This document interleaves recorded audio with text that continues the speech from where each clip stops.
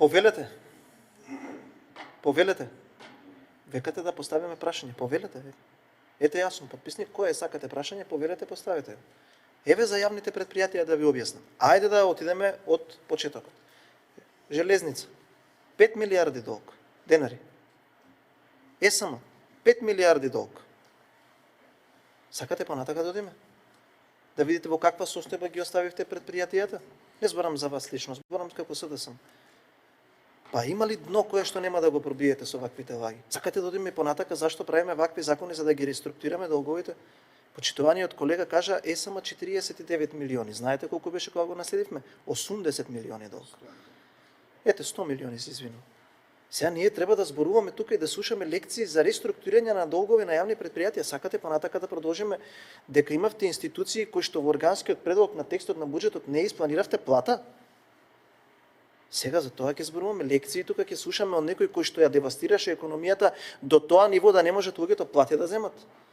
Знаете со какви актуелности ја начекавме економијата или финансиската состојба кога дојдовме на власт? Со 2 штрајка од 3 институции кои што плата нема земено со месеци.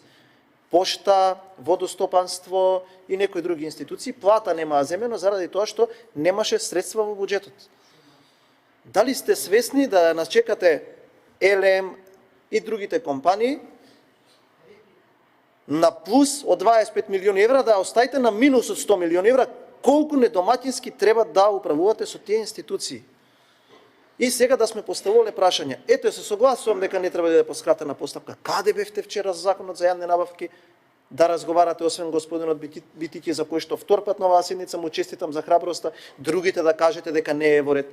Каде беше председателот на СДСМ што жестоко ќе се спротивставеше на овој закон криминален за јавни набавки вчера да дојде да каже некој збор? Каде бевте сите вие да кажете? Ете го полековме, поскратено го пуштивме поредовно. Барале одговори. Бујрум, еве јас сум тука, ја го потпишав законот, заедно со колеги пратеници, тука сме ние за одговори.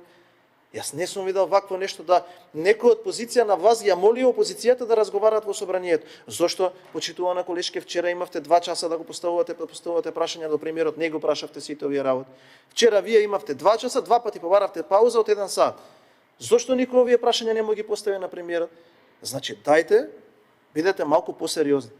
Да, ја разбирам политика која што се креира за дневно политички потреби, но ова треба да има визија на еден малку подолг рок. Не можеме ние да ги растуриме пердувите, па ајде ќе ги собираме да нема никаква суштина.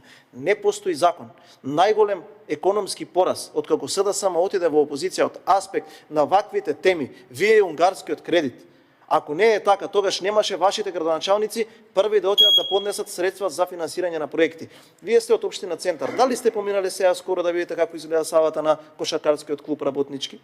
Јас ќе ви кажам, цела е растурена и е во напредна фаза на реконструкција. Од каде дојдоа тие пари, почитувана колешки? Значи не може од една страна ние нешто да критикуваме, од друга страна не мислејќи дека граѓаните се доволно мудри да препознаат кои ги финансираат тие проекти, да обвинуваме се и се што. Така, политика од сериозна политичка партија не се гради ако се уште сте една таква и ако може граѓаните така да ве перцепираат. Благодарам.